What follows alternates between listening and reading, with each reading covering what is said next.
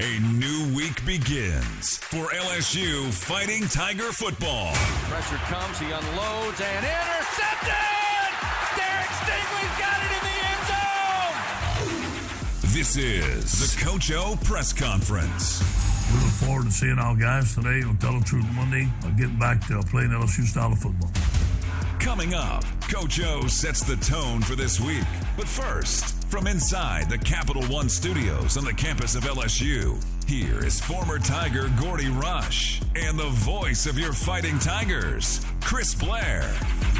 Once again, good Monday afternoon, Tiger fans. Welcome in. Yes, we are moving towards a new week for Fighting Tiger football. A big week coming up. Going to be a great one inside Tiger Stadium. Saturday night, Death Valley. Be the battle of LSU and Auburn. Annual grudge match. Tigers coming off a win on the road in SEC play, opening their conference slate this past weekend. 28-25. They get by Mississippi State to move to 1-0, now 3-1 on the season.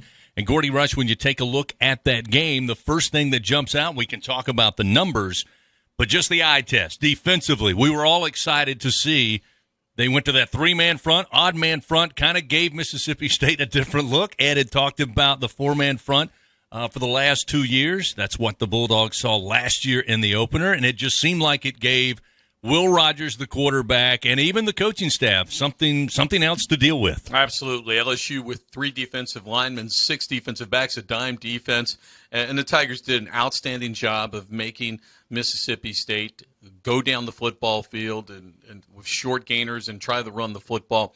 And I thought the Tigers did an excellent job of executing Durante Jones's game plan. They did a great job of tackling, forcing turnovers. There were 2 big turnovers in the first half. When Mississippi State got into the red zone, they held Mississippi State to just a field goal. That's exactly the way the coaches drew up the game plan. Fantastic job. Yeah, second week in a row that LSU got the turnover game started early. And I thought that was so important. It's always big in any game, but when you're on the road, you got the cowbells. And, it wasn't a capacity crowd as we touched on, but it still was loud. You kind of take the air out of the place real early. Cordell Flott with the big hit on the dump pass. And then the big guy picks it up, Damone Clark, who, by the way, named SEC Defensive Player of the Week, had 15 tackles in the game. But right out of the gate, not only do you get a positive taking the turnover, setting you up with a short field in Bulldog territory, but you kind of put the fans back on their heels. Yeah, and that's the thing about what Mike Leach is trying to do offensively. He wants to get the ball out quick. He wants to get the ball sometimes 2 or 3 yards behind the line, 2 or 3 yards on the other side of the line, and just get the ball to his playmakers with space to try and make things happen. As a defensive coordinator, you instruct your players, look, we're going to drop 8, and I want you to sit and read the quarterback's eyes. And as soon as somebody catches that football, we're going to deliver a hat right where it hurts, right? I mean, you're going to lay the lumber down, and that's what you do. You want to pound those smaller air raid type teams every time they catch a football. And what happens?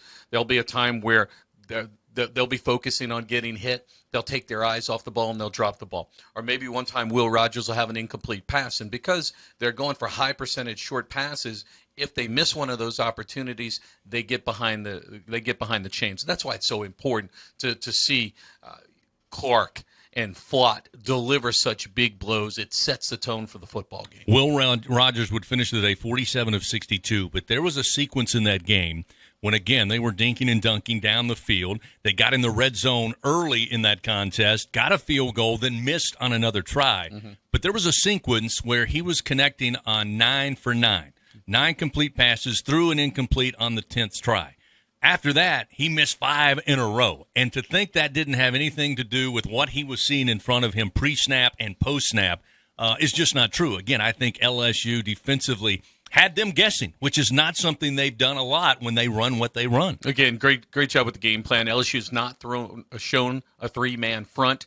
They throw that in as a little bit of curveball. Coach Ogeron talked about it in his post-game interview with me, that they argued or discussed it, I should say. And then debated it, and finally Friday night said, hey, we're going to go with it. And I'm glad they did, because I thought they had tremendous success with rushing 3 and dropping 8. All right, let's talk about the offense a little bit. They get the short field after the turnover. They go right to work.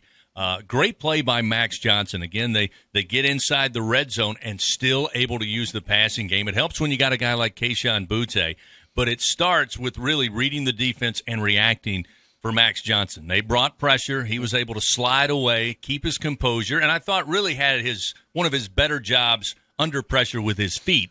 Got set and fired it to Boutte sliding in the end zone. The defense gives you the football. You got to go score. Yeah, and LSU was able to make some big plays happen on offense. They had a 64-yard touchdown to Boutte. As you mentioned, the 58-yarder to Palmer, which they were lucky enough to get a busted coverage by Mississippi State. And then we saw the collision on the 41-yard touchdown pass to Taylor, the tight end. And when State plays as much man as they do, and they're very good in their secondary, especially out in the corner, LSU's good as well with the receiver, with that outstanding receiving group. If they're going to play man, you've got to make them pay for doing so, and that's exactly what LSU did. Max Johnson on the day, 17 of 27, 280 yards, did throw for 4 touchdowns. Now 6 starts in a row. First 6 starts, I should preface by saying. He's got at least 3 passing touchdowns. His numbers look good, did have an interception on the day. Kayshon Boutte, leads the country in touchdown receptions, now has 8 on the year, had 2 Saturday. Palmer, as we said, the wide open, lined up in the slot. Nobody paid attention to him. He went down there and was waiting for the ball to get there. Eventually, Max got it to him. Brian Thomas had 3 catches, 43 yards. Good showing for the freshman. And Cole Taylor gets that touchdown with about 11:40 to go in the fourth quarter. And there was some question as to, was that his football? I know we talked about it on the radio as it happened initially. Going back and watching the film, I don't know if that's where Max wanted to go. It looked like it was, but the fact that Cole Taylor looked like he was waiting for that football tells me that's where they wanted to go. Fortunately for the Tigers, 2 great defenders run right into each other, knock each other nearly cold, and Taylor takes it in for his first career touchdown. On the field, to me, it didn't look like he was throwing the Taylor, but Jacob Hester was down there, and he said he thought he was throwing the Taylor. So I'll take Hester's word. Maybe somebody will ask. Coach, I will tell you that was one of the most vicious collisions I've seen in quite some time, and thankfully Forbes, the cornerback from Mississippi State, was able to walk off. No doubt about it. Let's talk about the offensive line. We talk about it each and every week. Again, LSU gets the win 28-25. At times there were some plays in the running game. It looked like both teams offensively, whenever the team defensively went to a 3-man front, you could count on a run. LSU certainly gave it a try. Ty Davis-Price, 13 carries, 54 yards. Corey Kiner had action, 4 carries, 14 yards. And we saw Armani Goodwin get back in the rotation. He finished with 11 yards on the day. Offensively up front, are we getting better? This is week 4. We're headed into week 5. You're going to have to get better as the season goes on. How did you grade them out? I thought they were better, but not where you need to be. LSU a rush for a net 63 when you throw Max's negative 10 out of there. That's 73 yards. And then what was big, that LSU was not able to run the ball when they needed to in the fourth quarter when they had that 28-10 lead.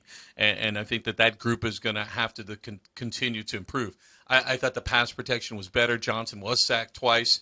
But keep in mind, Cam Wire did not play in this football game. His ankle's still injured from the UCLA game. He gave it a go in pregame, was unable to go.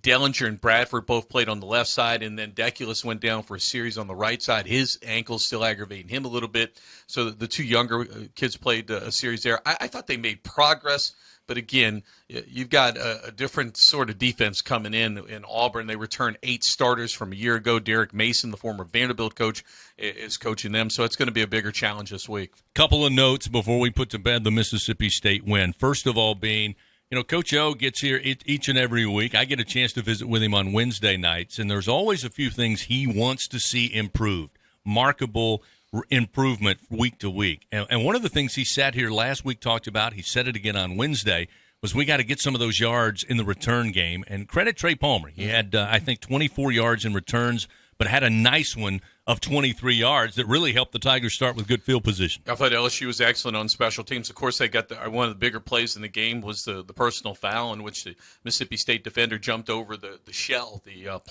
punt protection scheme for LSU. But LSU's been solid in special teams, and they didn't need Cade York on this one. No, they did not. Other thing that it'll be interesting to hear if Coach O talks about it coming up at 12:30 when he addresses the media, and then we'll take questions. We started the show today talking about that 3-man front. Great execution, great game plan, number one. But I thought the Tigers did a good job in executing, making so many times Rodgers having to dump down, check down, and go for the 4 or 5 yard pass.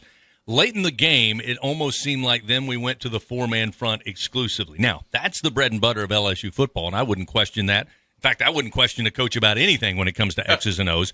But your thoughts on going from the 3-man front, you've got an 18-point lead, roughly 11 minutes to go in the game. You're on the road, and you maybe try to get aggressive and get after Rodgers a little bit? What do you think? Well, I think you're playing Mike Leach first and foremost, and you can't stay in the same defense the whole time. And he started doing a nice job of really spacing the football field.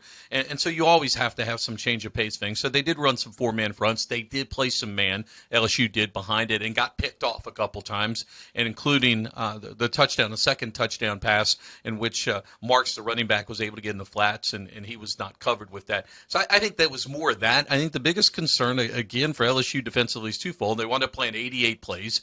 And, again, you would hope that your offense holds the football a little bit more because at 88 plays, Chris, you start getting tired, and you start getting tired, you make mental mistakes as well.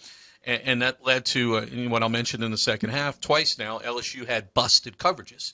So both touchdowns that they gave up, they're there in the third quarter, and then in the fourth quarter were busted coverages. That's 9 on the season, and Coach Ogeron's going to talk about it. They've got to eliminate the freebies. They're giving away too many touchdowns. All right, well, I'm glad you brought that up because on the 3 scores, specifically 3 scores in the end zone, it was busted coverage. Now, I look through everything through purple lenses. Okay. Like I'm just accused. Fans know That's that. what you're supposed to. They'll be on social media, and I make no apologies for it. Okay. But the number of times that you have to go against Mike Leach, time and time again, death by paper cut, does that make it a little more bearable? The fact that those 3 plays, somebody wasn't sure they were in man, somebody didn't have their responsibility covered, and you allowed 3 touchdowns that looked fairly easy.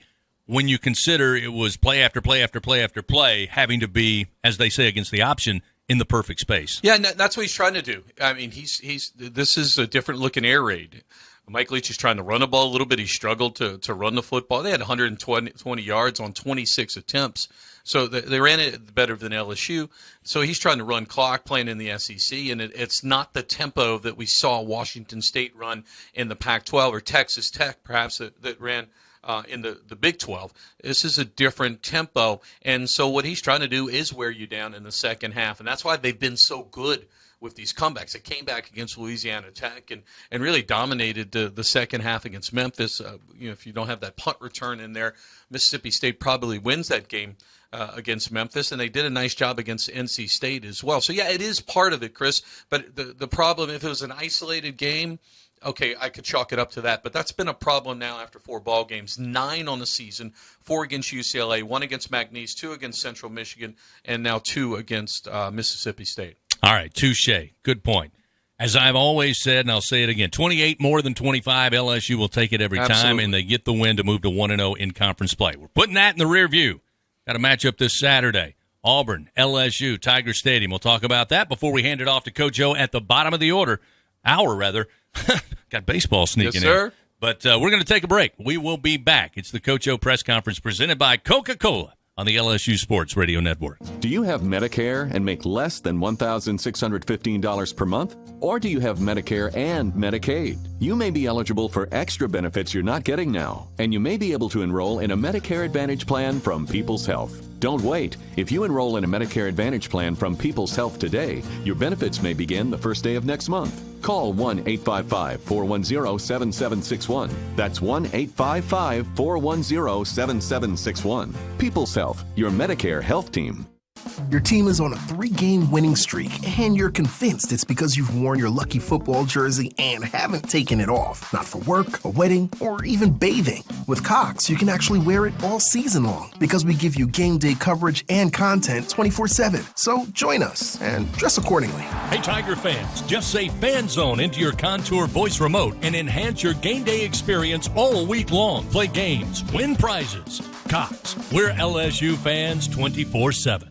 Hey, Tiger fans, this is Chris Blair inviting you to become part of our LSU Athletics podcast world. For the very latest on the Tigers, whenever it's convenient for you, catch Cody Worsham and number 18, Jacob Hester, for the Hey Fighting podcast, a look inside LSU football. Join me and hear from some of the great voices of college sports on Hearing Voices. Get up to speed on the Tigers' next opponent with LSU Recon, plus replays of the Ed Ogeron Show and many more. Find them all at lsusports.net/podcast, on the LSU Sports mobile app, and anywhere podcasts can be found. Subscribe today. It's time we all get back. It's time we all get back to more. More one-of-a-kind Saturdays. More rockin' jam-packed stadiums. More of what makes the mighty Southeastern Conference so much more. Team up with the SEC and learn more about the COVID-19 vaccination by going to GetVaccineAnswers.org. The SEC backs the vax because it's time we all get back to more. Go to GetVaccineAnswers.org. The SEC. It just means more.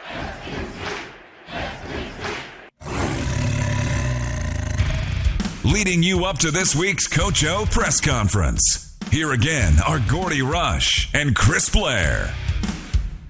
Tigers now 3-1, 1-0 in SEC play. Real quickly, announced earlier this morning that the matchup with LSU and Kentucky in the Bluegrass up in Lexington, that one going to kick off at 7:30 Eastern, 6:30 Central at Kroger Field. So another night game in back-to-back weeks. An 8 o'clock start Central Time this week on a Saturday night in Death Valley. We can go through the storylines. This is one of the great rivalries in the SEC, certainly over the last 10 years and 10 matchups. You also got the fact that Auburn hasn't won in Baton Rouge since 1999. Coach Brian Harsin, in his first year, he'll have that challenge. But now add to the storyline, we may have a battle of former teammates. TJ Finley brings Auburn back what would have been an embarrassing loss to Georgia State out of the Sun Belt, and helps win the game. In fact, wins the game for them, albeit with a little controversy once again from officiating. But they get the win, and now they come in, and it will be Finley possibly. I don't know if he'll get the start against Max Johnson on Saturday night. Yeah, Brian Harsin sat Bo Nix down, basically went to TJ Finley. He was roughed up a little bit, but he was not injured. It was a coach's decision to go to Finley, and Finley at times struggled a little bit, but he was excellent when he needed to be. 13 plays, 98 yards, and made a heck of a throw on fourth down to get the win for Auburn. So, yeah, there's going to be some discussion there, Chris, and I'm sure that Coach Harsin will take his sweet time and I'd wait till Saturday to make that decision because Bo Nix has been there for quite some time for Auburn and been a solid quarterback. I don't think he's lived up to the billing coming in. And then do you put the pressure on Finley if you name it early for him to come back? Do you put that on Finley? So it'll be interesting to see the way things play out at Auburn this week. I had a ton of texts this morning and yesterday from friends of mine who are Auburn fans. They have maybe Harsin's going to take some time. They've already decided. It's Finley? They want it's Finley. Okay. They want Finley, so we'll have to wait and see. But it's not just about the quarterback play. They've got not the greatest offensive line this year, still getting better, but they do have some pretty good running backs. Well, that's been the story for Auburn. They're rushing for 7 yards per carry. They're averaging 7 yards per carry. And when you think about that with the quarterbacks, and Nix could run a little bit, and obviously we know Finley, as big as he is, can scramble and make some things happen. But Tank Bigsby arguably is one of the better running backs in the conference. He's got 403 yards after 4 games, 6.2 per carry. 4 touchdowns, and then Sean Shivers, who has played limited so far this year, a change of pace type of guy. He's only got 4 carries for 55, averaging 13 a carry, but you know what Shivers can do. All right, real quickly, we'll be going to head coach Ed Ogeron in just a moment, but we talked about the 3-man, 4-man front. I don't expect to see any 3-man front from the Tigers with this rushing attack from Auburn coming in. No, they're going to have to get aggressive. Again, Auburn has struggled in the passing game. Bo Nix has been inconsistent, 61% on his passes, just 5 touchdowns, no interceptions. So I think they're going to have to get a little bit more aggressive and get after this Auburn team and put some pressure on the quarterback if it's Nix or if it is Finley. Should be a great afternoon, headed into a great evening, 8 o'clock, just after 8 o'clock. We may be looking like 8:10, 8:11, maybe even 8:15 before kickoff, depending on when the TV guys let us do it. But Gordy noticed, looking ahead, we did earlier in the office, looks like sundown's going to be like 6:48, 6:50. It's going to be nighttime at Death Valley on Saturday. Amen. LSU, Auburn, 8 o'clock at night. I'm not a fan of 8 o'clock at night, but this series is a little bit different. It's always been a little different. Why not give the fans an extra hour to celebrate, tailgate and do what they do. Here's what I like to think about is for home games, I'm cool. It's a 10-minute ride home after the game, even with traffic, and it's a home game, and Tiger Stadium will be rocking. But when we go on the road, right. I'll take those 11 o'clock kickoffs Central Time because, again, it doesn't allow for too much liquefaction, if that's a word that I'll create. I will tell you, Mississippi State was about as half as effective as it usually is. Yeah. It's a great venue at night with the big scoreboards, the sound system, and again, their fans have to bring breakfast burritos to tailgate instead of other things to tailgate, so it wasn't quite as loud as it used to be. Liquefaction. There you go. All right. 8 o'clock, sometime after 8 o'clock, it'll be Auburn and LSU. Again, we invite you out there. I think a lot of fans are going to be there. Your team's off to a 1-0 start in the league. This is another SEC West opponent. We hope to see you there. Now it's time for head coach Ed Ogeron.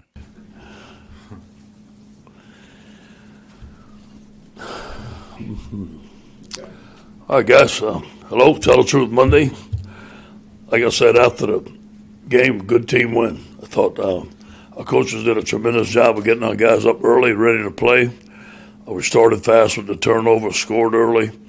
Obviously, coming in at the second half, scoring on the first drive was tremendous by our team being ready to play. Halftime adjustments, I thought our coaching staff did a tremendous job, especially on defense.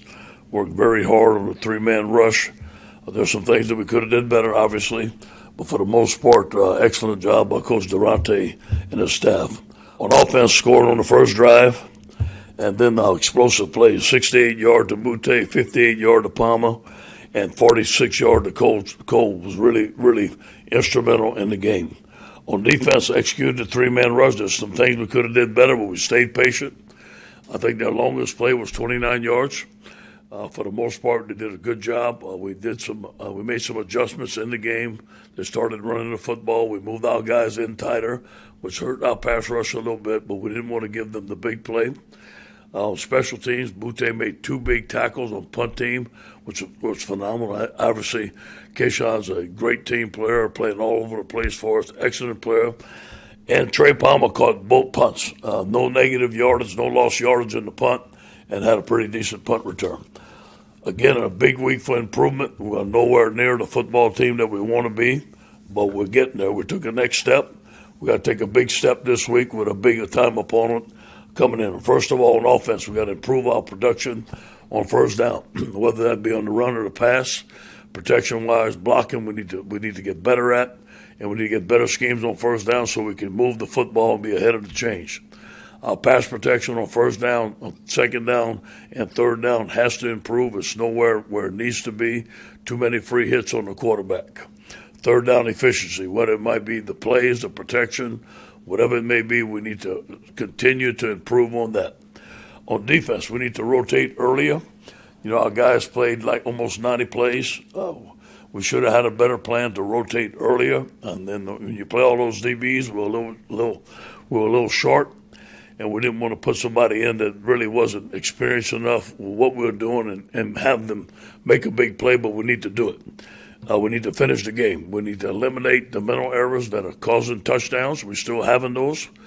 Although we did play a very good game on defense, we didn't finish well, and we still had 2 mental errors that have led to touchdowns. On special teams, our return game, still need to have more production in our return game and make something happen. Now on Auburn, man, what a great night, Saturday night. I can't wait, 8 o'clock. Tiger Stadium. We've had some battles at Auburn. It's always a great game, and it's going to be another great game. On offense, it's West Coast style. It's 21 personnel, 11 personnel, 12 personnel. You're going to see 2 backs in the backfield. We haven't seen that in a while. Play 2 tight ends on the line of scrimmage, so it's good old-fashioned football, and I don't blame them. They have 2 great running backs, Tank Bigley and Jarquez Hunter. We recruited Tank. He runs low. He breaks tackles. Jarquez Hunter is a freshman running back, averaging 10.6 yards per carry. Both quarterbacks are very capable. Bo Nix, who we know about, and TJ, it came in there. And what a tremendous job he did to win the game, made some tremendous plays. As we know, TJ is a great young man, a great young quarterback, and he looks like he's having a lot of success there, and we're happy for him. On defense, Auburn always has a great defensive line. They are 4-2-5. They have 7 starters returning, only giving 15 points per game, only 99 rushing per game, which is excellent, especially the teams that they played. Roger McCrary is an experienced cornerback. T.J. Moultrie is an experienced defensive end, leads the team in sacks with 3, and Leota, defensive end, 95, and they have big defensive tackles that can move. A very, very experienced defense, a tough defense to run the ball against, and a lot of speed. A lot of speed on special teams, very explosive. It's going to be a great week for us. I'll tell the truth Monday today. Our guys are going to be ready for work, ready to get better. Any questions? Hey, Coach O, Garland Dillon here, Fox 8 New Orleans. When you lost in Pasadena, obviously there was a ton of detractors against the program. Now you've won a 3-game winning streak. What did you say to those guys when they got back to Baton Rouge after the UCLA game, and what has the message been constantly since then? Yeah, we got to stick together. Obviously, block out the noise. We can't listen to all that. The people that control our own destiny are the people in that room, and we had to look at what we had to get fixed. First of all, I had to look at myself, and we had to dig in. Hey, this is what we're doing well. This is what we're not doing well. We have a saying around here: we attack problems, not people. And let's get to the problems and get to the solution and fix it and chip away one game at a time and take another step. And just look at the schedule, one game at a time, and take another step. And here's our next step this week. We're going to follow the same approach. Hey, Ed, I was curious, are you able to give kind of an update on maybe the plan the next few weeks with Derek Stingley? Not yet. We haven't heard anything yet. He's going to see a doctor this week. He has not seen the doctor, so it's still the same right now. And then with the offensive line, you talk about free hits, things like that. Obviously, you've got a lot of rotation there, guys hurt, but what's the main thing, I guess, you think that still needs to be kind of improved or fixed? I think continuity. I think really pad level, being aggressive and knocking people off the ball and pass protection. I think this week we'll get Cam Wire back and perhaps Charles Turner. I think that's going to help us with some depth. Ed, when you mentioned like the running game earlier, how much of a focus is trying to spark that, especially in a game like Auburn that's always just so physical and run heavy? Yeah. Just assess where y'all at in terms of the run game right now. Yeah. Where you need yeah. Well, we're disappointed. I think we have some outstanding backs. We just don't have any room to run. And we have some guys that get knocked back. Sometimes we have holes, sometimes we don't have holes. We just need to be more consistent, and we need to choose the runs that we can run well. I think our counters is the first time we run our gap plays. We had some success in our gap plays. We had some big plays. We have to stay with that. We have to do the things that we know to do well and do them better. Yeah, hey, Ed, you mentioned the explosive plays earlier in this game. I think you had 3 this last week against Mississippi State, and I think 4 against Central Michigan. Do you guys feel like you're starting to find a little bit of an identity as an offense, and especially in terms of the passing game and being able to hit on some of those big plays downfield? Yeah, we feel like we do that. We always want to take shots.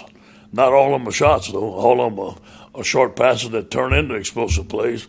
My favorite play of the game was the first play of the second half when we ran the RPO to Butte. And I heard Jake, safety's coming down. And listen, that's what the RPO is about. If we can read the safety coming down, throw a slant to Butte and give him the football, big plays are going to happen. We need to continue to get better at that. Hey, Coach, Michael at Channel 2. Obviously, the TJ Finley storyline will be something that a lot of people are going to latch onto this week. Yeah. But, we don't really talk about transfers when they leave the program because they're not, our concern anymore, I guess. But this will be different in that he's a guy who was very recently with the team, and now he's very recently going to face the team. Yeah. How is that departure, and just how do you anticipate that meeting going? Well, first of all, TJ came talk to me like a man in my office. He didn't want to leave. He was crying. And LSU meant a lot to him, but I knew that. And but it was a decision that was made that it was best for him. And so he left. And he looks like he's doing well. So, hey, we wish him the best, not obviously against us, but, hey, TJ is always going to be a part of our family. He's from Ponchatoula. He's got a great family. So, hey, after the game, we're going to shake hands. It's just like us playing Cody. I mean, it's family, but once we compete, we compete. And we wish him the very best, and I hope he does very well. And we're going to shake his hand after the game. Hey, Ed, has anything changed with John Emery's status going forward? Not yet. We're supposed to hear something soon.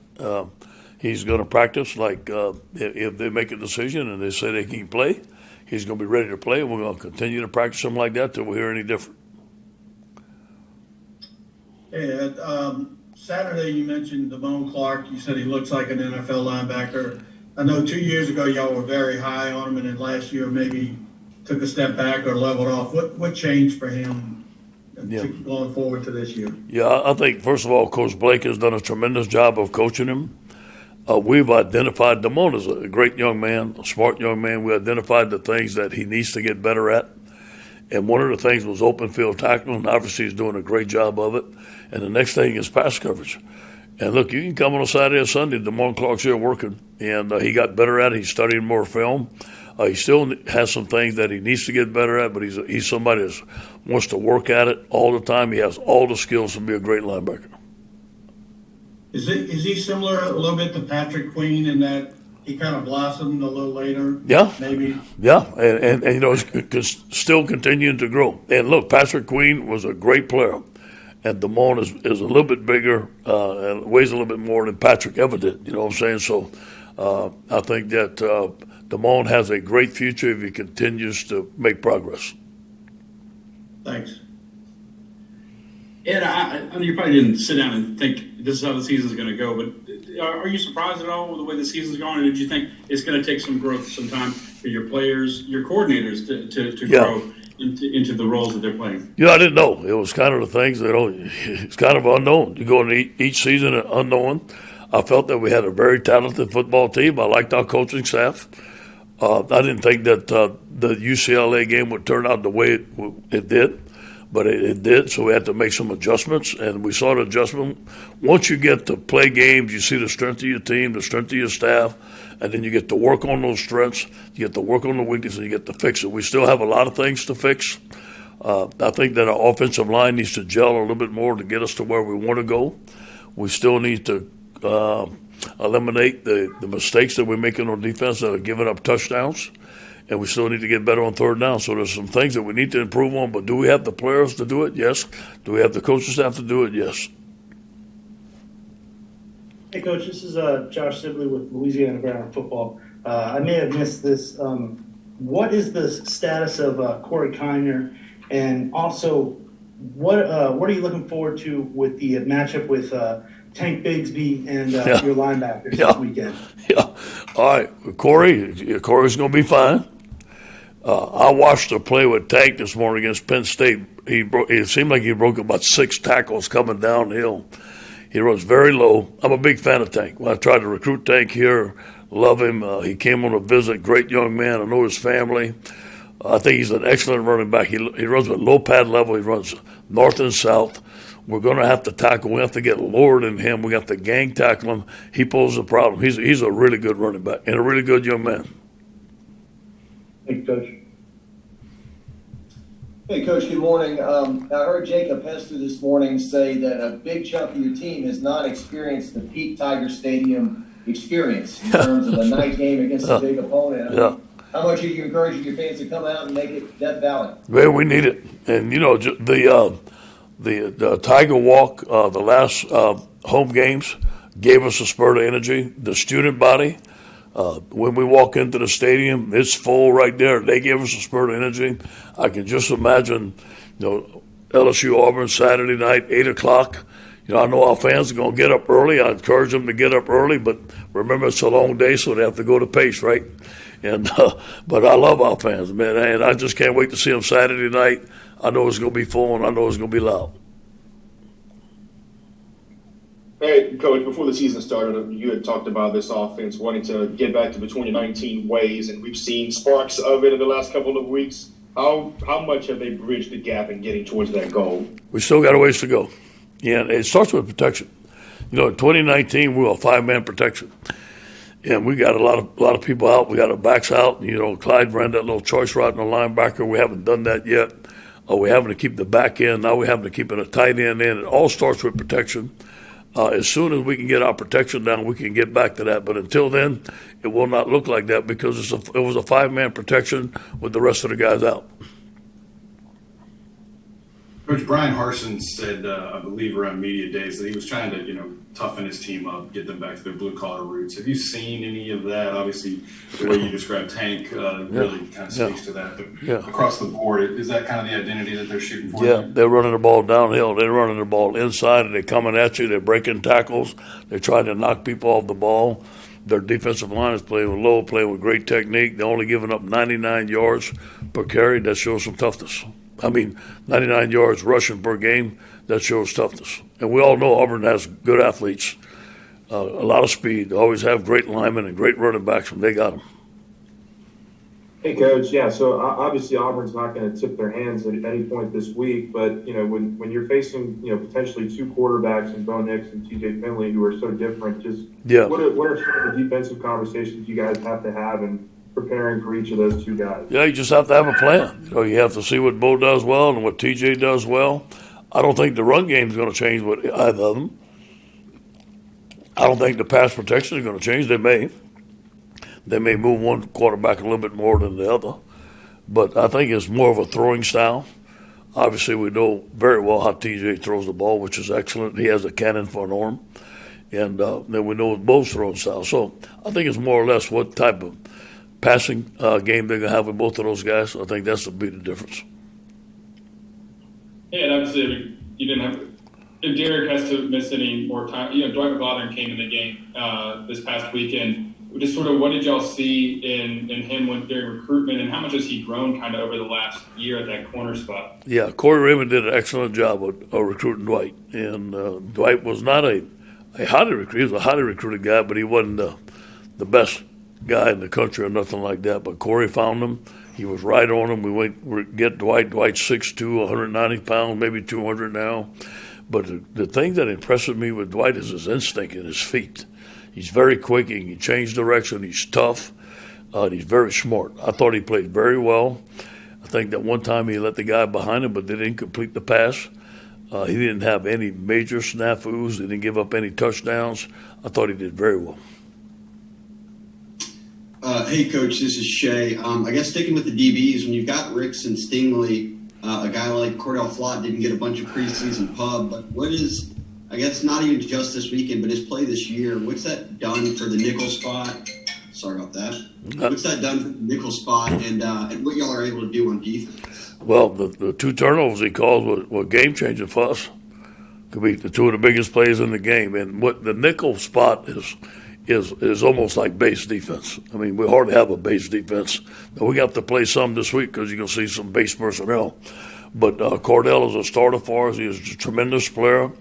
You look at the slot position in the SEC, especially in the SEC West, you have to cover some of the best receivers in the country, guys that are potential first-round draft choice, potential Heisman Trophy winners. So that is a huge position for us.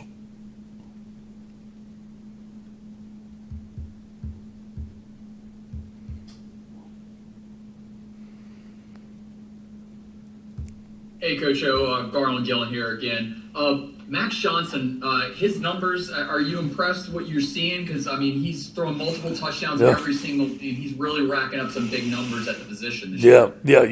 I don't look at the numbers as impressed as the type of young man he is, and still has room to grow. Now, that touchdown he threw, he got hit by that safety. And he's a big, strong quarterback. Most quarterbacks would have went down. He stayed up and made a tremendous throw. I think the better we can protect him, the more success that he's going to have. He's getting rid of the ball quicker. We're not standing at the line of scrimmage and changing the play as much and giving the defense enough time to change their play. So I think we've accelerated that for him. We took things off of his plate, so there's not many decisions that he needs to make as far as the whole offense. But he still needs to make some reads, and I think he's doing very well at that. He has a strong arm. Like I told him the other day, man, I wish I had more receivers for you to throw to, as a joke. Hey, Coach. Steve Moulton, WZZN. Obviously a huge matchup Saturday night there at Tiger Stadium. But from what you've seen offensively out of Auburn, what do you see just in terms of Bobo or Harsin with that Boise background? Is this more of a Bobo offense? What is your impression of what you've seen? Yeah, I think it's a combination of both, Steve. It's more pro style. I mean, they're going to have a tight end in position, 2 tight ends, sometimes a fullback in the backfield, a tight end in the backfield. Short yardage, you're going to see full house backfield. They're running the football, inside zone, outside zone, all the plays that you normally see, movement, everything that you would see at Boise State and some of Bobo. It's a lot of pro-style stuff. I think it's a combination of both. Hey, Coach, Ed Daniels in New Orleans. I know early in the game you had trouble running against the 3-man front, and then you started to pull some guys in the second half, as you alluded to. Can you get to where you want to be as a team without more of a functioning running game? I don't think so. Not at all. I think that you have to run the football. There are some things that we can do to help our offense, but I think we need to find a way to run the football. We have some great backs. We need to find something in the run game that could give us some relief that we're not always throwing the football. And kind of to piggyback off that question, you mentioned what Auburn likes to do offensively, but also looking at their defensive front. How important is it for you guys to really establish the line of scrimmage this week? We have to. If not, they're going to be in the backfield making plays all day. Then we have to block those guys, and we have to win on one-on-one matchups. We're going to have to sometimes double team them. That's what it's going to take. We've been against some great Auburn lines now. I've seen them. I've seen Damian Lewis. I've seen our guys, man. It's going to be a battle. Our guys got to get ready. It's a big man's game. That's why you come to the SEC, and it's going to be a physical game. They're going to win some battles. We're going to have to win some battles. Coach, in the second half against State, you scored so quickly on offense. Mm-hmm. Was the combination of that and your defense being on the field so much, you feel like you got a little worn out there in the fourth quarter? You know, we did notice that, and we should have made a better job of rotating our guys. And to keep your guys fresh, you got to rotate them early. Not wait till the third and fourth quarter. We have to rotate in the first and second quarter so our guys don't get tired. Because once you get gas like that, it's hard to bring them back. I know the series you're talking about. We had just gone, I think, a 12-play drive. Our offense scored very fast. We should have done a better job of rotating. Our coaches identified that today. We should have done a better job of rotating the defense that series to give the guys that was in the series before a break. Yes. And kind of going back to the quarterback situation, Miles Brennan, you still think he's about a month away? Yeah. From being available, and also TJ. Obviously, you don't want to lose a TJ Finley. As a head coach, do you have to become more over the time? Have you had to become more used to the fact that the quarterback is such a volatile position? Guys transferring when it's playing time. It's hurt you. It's helped you. Obviously, guys like Yeah, you know it is. And listen, my son's a quarterback. I understand. Only one can play. And it's tough. It's tough because you have a lot of great young men, and the competition is sometimes like that. It was going to go into camp between Miles and Max, and Miles had an unfortunate issue. So I think that some guys decide that, hey, listen, it's better for me to go somewhere else. I'm glad that the transfer portal was there for us, and the graduate transfer portal, because we got one of the best players in LSU history in Joe Burrow. So it has worked in our favor. Now we lose a quarterback, especially that SEC team, which is a new rule. So it's a little different. It's something that we have to deal with. It's something that I don't want to happen. But you know what? I think at the end, when they decide to go, you have to take the high road, and you have to wish them the very best, and then move forward from it. Now, Miles Brennan, nothing has changed from Miles Brennan since last I talked. We still expect him to come back around open date. Thanks, Coach. Thank you, guys. Go Tigers.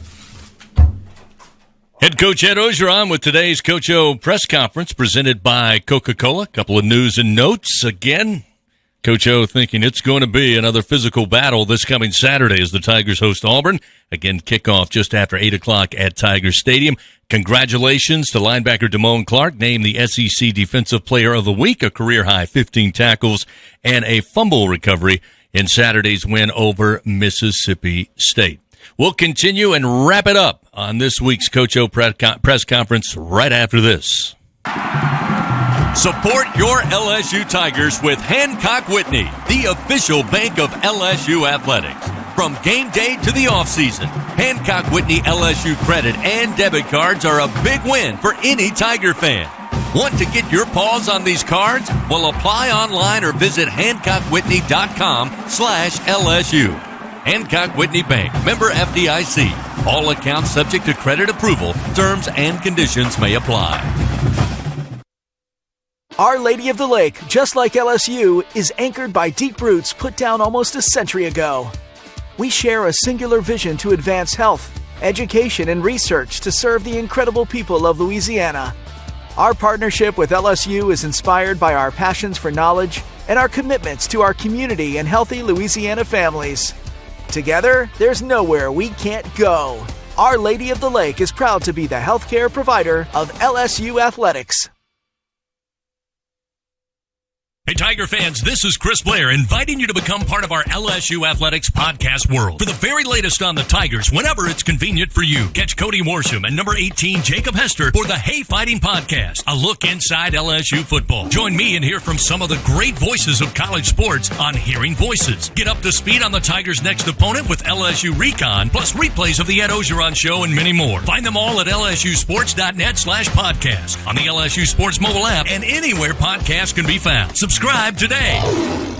It's time we all get back. It's time we all get back to more. More one-of-a-kind Saturdays. More rockin' jam-packed stadiums. More of what makes the mighty Southeastern Conference so much more. Team up with the SEC and learn more about the COVID-19 vaccination by going to GetVaccineAnswers.org. The SEC backs the vax, because it's time we all get back to more. Go to GetVaccineAnswers.org.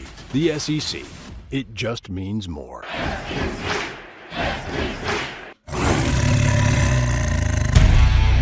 This is the Coach O Press Conference.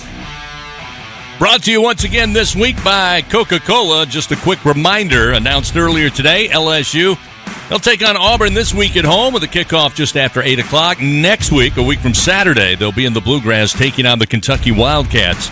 That one a 6:30 Central start, 7:30 on the eastern side. Don't forget, this weekend going to be a fun afternoon and evening here on campus, and don't forget to bring some flavor to your game day with Tabasco hot sauce. Go Tigers and go Tabasco, the official hot sauce of LSU athletics. Media had their chance today. Your chance to talk to Coach O coming up Wednesday. The Ed Ogeron Show, live from TJ Ribs, starts at 7 o'clock. Chance to come by, have dinner with us. If not, you can call in or tweet a question for the coach on Wednesday. On Saturday, we're going to crank things up with LSU Game Day presented by CST.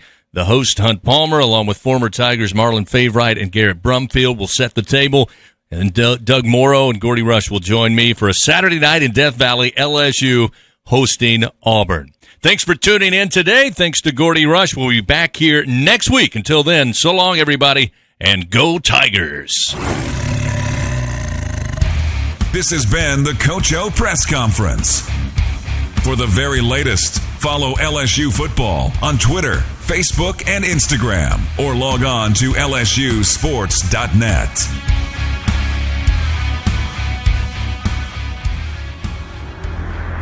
The LSU Sports Radio Network, a division of LSU SP and Playfly Sports.